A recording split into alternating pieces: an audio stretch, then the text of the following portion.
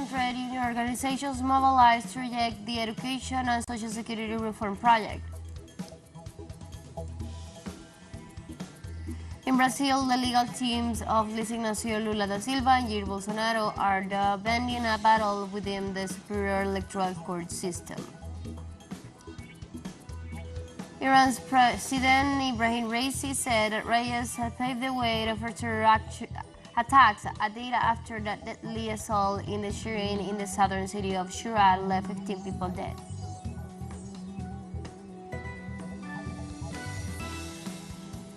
Hello, welcome to From the South. I'm Ana Marrero from the teleSUR headquarters in Caracas, Venezuela. We begin with the news. Stay with us.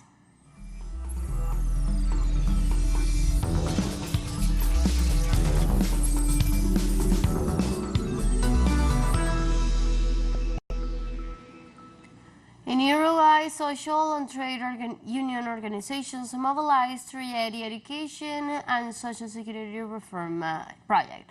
The call, which is promoted by the more than 20 social organizations, was scheduled for 6:30 p.m. local time in the Plaza Primero de Mayo in front of the Legislative Palace.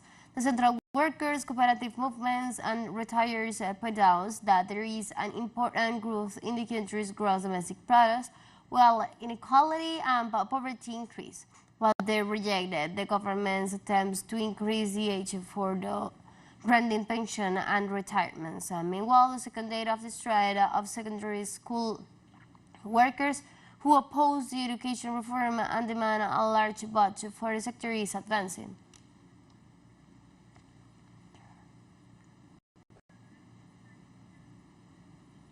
In Argentina, the Foreign Minister of Community of Latin America and the Caribbean states, CELAC, issued a joint declaration in which they warned about the levels of poverty in Latin America and the Caribbean. During the 23rd meeting of diplomatic representatives of the member countries of the integration mechanism, a final declaration was issued reiterating that the United Nations the need to put an end to the economic, commercial, and financial blockade against Cuba. The 33 member countries ratified that Latin America and the Caribbean constitute a zone of peace and free of nuclear weapons that advocated the peaceful solution of controversies in the region and in the world. Cuba's Foreign Minister Bruno Rodriguez said that his countries advocate strengthening CELAC as a regional interlocutor and that it will continue to fight tirelessly for the real integration of the Americas.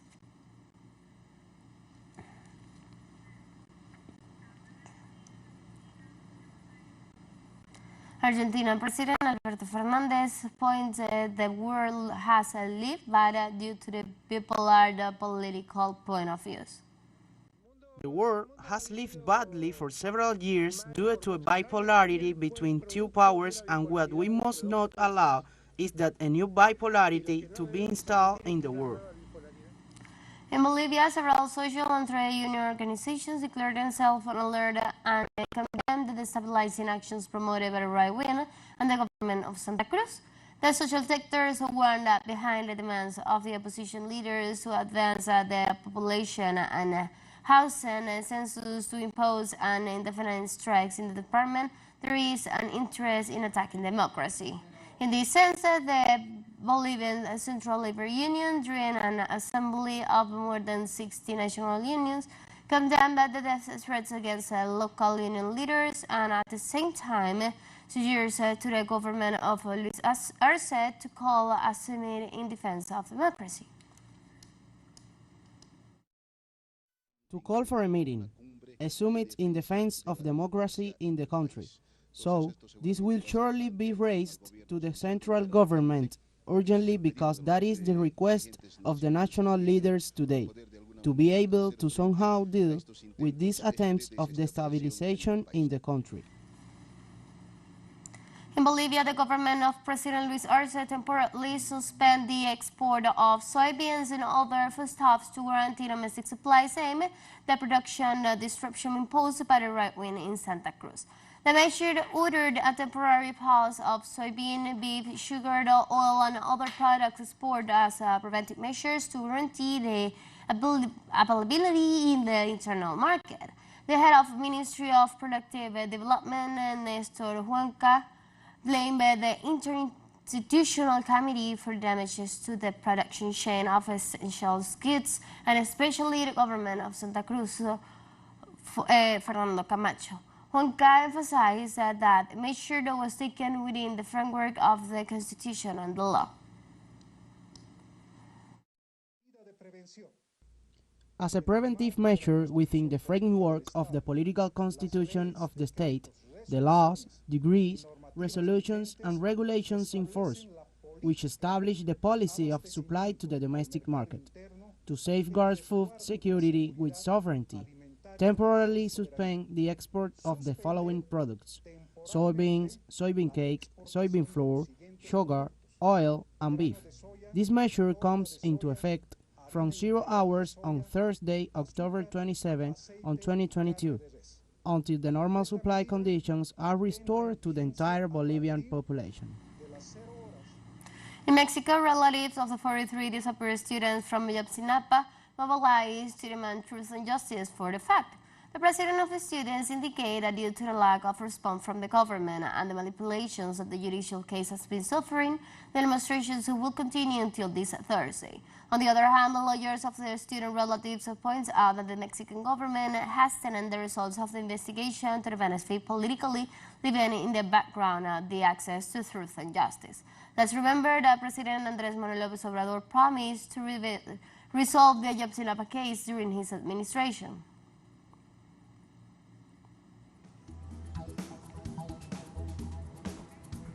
We'll take our very first break now, but remember you can now follow us on our TikTok account as English, in which you will be able to see news in different formats, news updates, and more. Stay tuned for more news.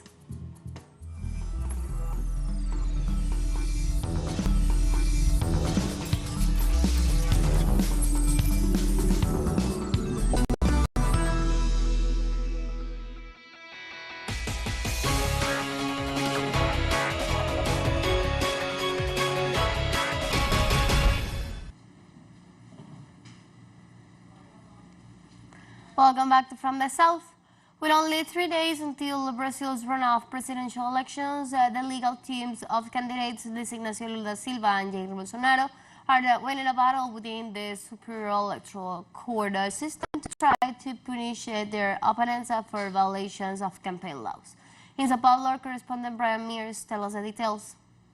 With only 3 days left until Brazil's 2022 presidential election runoff between incumbent Jair Bolsonaro and former President Luis Inácio Lula da Silva, the legal teams of both candidates are frantically filing motions with the Superior Electoral Court to try and gain more advertising space as compensation for real or perceived violations of campaign laws. Last week, the courts awarded Lula the right of response on President Bolsonaro's own Twitter feed, which has over 7.9 million followers, due to a series of false claims made during the month of September that Lula is friends with a notorious drug dealer named Marcola. Now, the president has not complied with the court order, so today Lula's team filed a motion asking for the courts to fine the Bolsonaro campaign 100,000 reais an hour for every hour that he doesn't grant Lula the right to response. This week, the courts also granted Lula 118 extra free 30-second slots of airtime on national TV and radio to combat other false claims that the president made involving association with organized crime and calling Lula corrupt. The former president's been exonerated on all 26 charges of corruption that were made in a politicized manner specifically to remove him from the 2018 presidential elections. Meanwhile, President Bolsonaro has filed a case with the courts arguing that Lula unfairly took advantage of extra radio airtime in the Northeast. Last night, the courts threw that case out. Today, the Bolsonaro team is appealing it.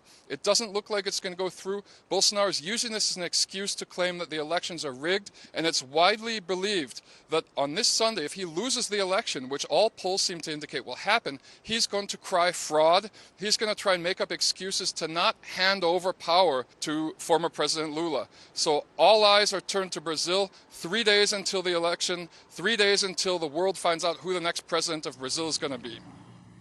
And the European Union on Thursday moved to tighten law for governing the trade and transporting of guns to help keep illicit firearms out of the hands of criminal gangs.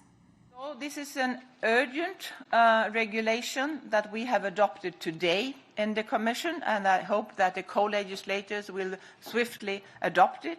It's urgent because we see from the Europol SOCTA report that the organized criminal groups are being more and more violent, and that the violence is being more and more deadly. This is a threat towards our security, to our safety. This is a threat towards society, and we have to address these illicit firearms. On Thursday, the Israeli government ratified the maritime border demarcation agreement with Lebanon. President Michael Owen signed the historic agreement at the presidential palace in the suburb of Beirut. The approval by the Israeli executive marks the last step before the signing of a PADA by the acting Lebanese Premier Yair Lapid. The negotiations between the two countries, which do not maintain diplomatic relations, were mediated by the U.S. Representative Amos Hochstein. Later, representatives of both governments moved to the border town of Nakura on the Lebanese side, which houses the headquarters of the United Nations Interim Forces in Lebanon, to finally sign the path. And of course, this is an economic achievement. Yesterday, the production started from the Karish reservoir. Israel will receive 17% of the profits from the Koana Sidon reservoir, the Lebanese reservoir, which will bring money into the state economic that will be used for welfare, health, education, and security. Let's review key elements and the timeline to the agreements that was considered historic by both parties. The negotiations started on October 14th of 2020 with the indirect mediation of the UN and the US. The agreements which puts an end to a dispute over some 860 square kilometers of the Mediterranean Sea, whose main importance lies in the rich gas field recently discovered by Israel. Tel Aviv announced that it will start building a gas pipeline in the region from where it exports energy to countries such as Egypt and Jordan. It is important to mention that Hezbollah has pledged to support the agreement and not to interfere in the negotiations.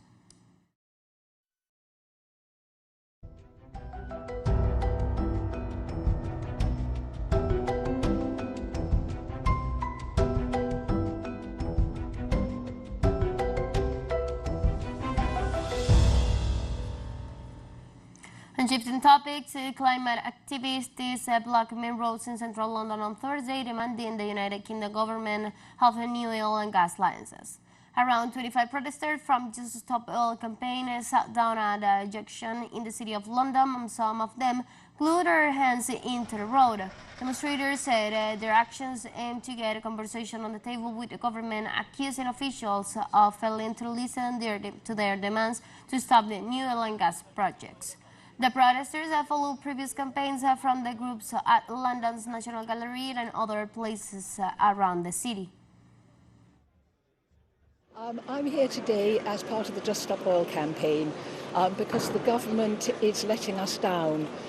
They are planning on opening 100 plus new oil or giving 100 plus new oil and gas licenses for extraction in the North Sea. We are, as we know, in the middle of a climate crisis. It's not happening in the future, it's happening now, and the government is not taking notice. We've tried all sorts of everything before. The petitions, the writing to government, writing to our MPs, marches and so on. But history has shown that non-violent civil resistance is the way to actually get the conversation on the table. And this is what we need. We need the conversation. We have more news coming up after this one short break, so don't go away.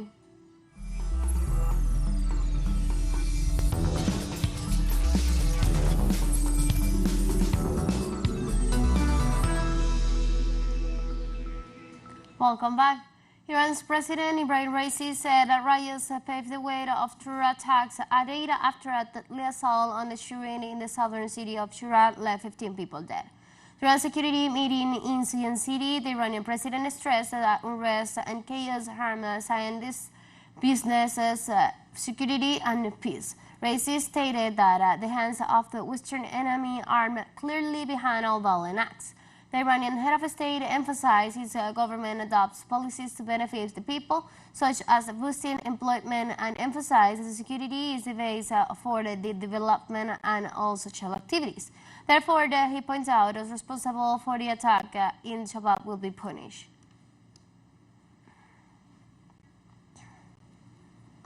Kenyan President William Ruto's cabinet was sworn in on Thursday, 2 months after he narrowly won a Berlin fought but largely peaceful election. The 2 members lineup will be tasked with tackling the cost of living crisis and other economic issues in the East African country, the cornerstones of Ruto's elections campaign and manifesto. Ruto becomes Kenya's fifth president since independence in 1963, replacing Uhuru Kenyatta, who serves the second and final 5-year term.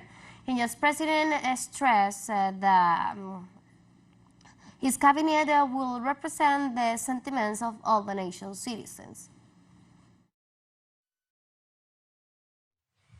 I haven't appointed any cabinet for any region, or for any county, or for any community. I have appointed a cabinet of Kenya. I expect you to respect your oath of office and serve all Kenyans equally. Despite a difficult situation that marks lives in Syria, the youth of this Arab nation do not lose faith in the better future. This was demonstrated by dozens of youth people at a colorful parade they organized in their country's capital under the title I Love Damascus. Let's take a look. Dozens of young people, full of life, gathered at the Al Muhafasa Sport Club to show their love for Damascus.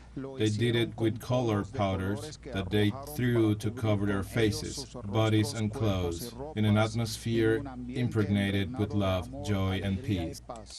The idea of this carnival comes from abroad, and we here have assimilated, and we are developing in a way that serves our needs. So on this occasion, we start selling tickets at a symbolic price in order to raise funds that will go to help the needy in the middle of a difficult economic situation in the country. The good thing about this carnival is that it unites many people of different tendencies, cults, and ethnicities. Altogether, we create new friendships and spread an atmosphere of joy that help us as young people to discharge energy in a healthy and fraternal way. The participants also ratified their determination to move forward and overcome all the difficulties and pressures caused by the war and the blockade imposed on their country, a goal they claimed to achieve with the unity they reflected with a beautiful mixture of the different colors, symbolizing the various components of the Syrian people.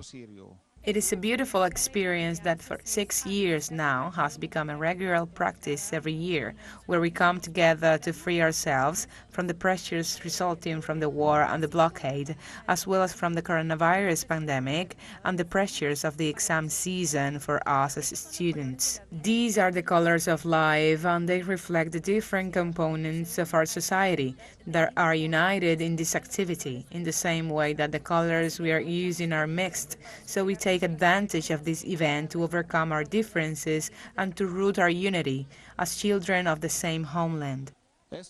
This celebration is not only about colors, it's a festival that, for the Syrians, symbolizes the victory of the good they claim to represent against the evil materialized in terrorism and its supporters. It is a space to spread joy before the hardships of more than a decade of foreign-imposed war.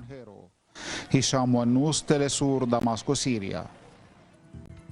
So with that story, we have come to the end of this news brief. You can find this and many other stories on our website at telesurenglish.net.